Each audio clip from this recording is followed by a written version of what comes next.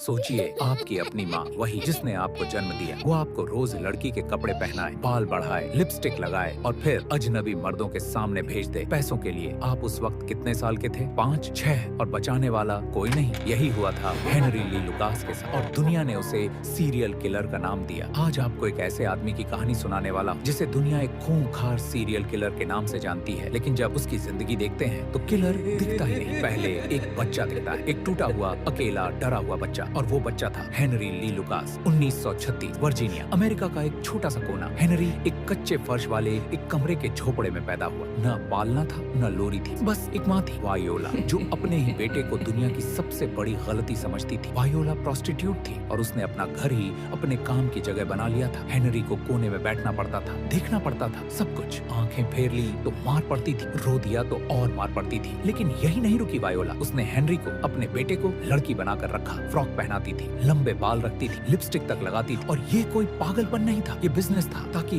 उसे बेच सके किसी को भी जो पैसे दे। बाप था घर में, पर था किस काम का? एक पैर कटा हुआ शराबी जो सड़क पर पेंसिलें बेचता था। एक रात घर का दर्द बर्दाश्त नहीं हुआ, नशे में बाहर निकला और बर्फ में ठंड से मर गया। हेनरी अकेला रह गया उस घर में, उस औरत के साथ। 7 साल का था जब वायोला ने लकड़ी का एक तख्ता इतनी ताकत से उसके सिर पर मारा कि वो दिनों तक बेहोश पड़ा रहा। किसी ने नहीं पूछा, बच्चा ठीक है? 10 साल का था जब भाई ने चेहरे पर चाकू मार दिया, जख्म सड़ने लगा। वायोला डॉक्टर के पास नहीं ले गई जब तक एक टीचर ने गलती से उस आंख को छू नहीं लिया। तब तक बहुत देर हो चुकी थी, आंख निकालनी पड़ी सर्जरी से। यह हेनरी की जिंदगी थी और इस जिंदगी ने उसे एक ही सबक सिखाया, तू किसी काम का नहीं, तुझे इस्तेमाल किया जाता है, बेचा जाता है और फेंक दिया जाता है। 1960 क्रिसमस का दिन, वायोला ने बुलाया, वापस आ, मेरी सेवा कर। लड़ाई हुई, झाड़ू उठाया उसने, हेनरी ने चाकू उठाया, वायोला मर गई, हेनरी जेल गया। सालों बाद जेल ओवर क्राउडेड थी। अथॉरिटीज ने उसे जल्दी छोड़ने का फैसला किया। हेनरी ने खुद कहा था उनसे, मैं अभी बाहर जाने के लिए तैयार नहीं हूँ। उन्होंने सुना नहीं और उसी दिन जेल के गेट से बस कुछ कदम दूर उसने एक औरत को मार दिया, जैसे सिस्टम को जवाब दे रहा हो, तुमने छोड़ा था ना मुझे, लो। बाद में उसने सैकड़ों मर्डर्स के कन्फेशन दिए, कई झूठे निकले, असली तादाद आज तक पूरी तरह कंफर्म नहीं है।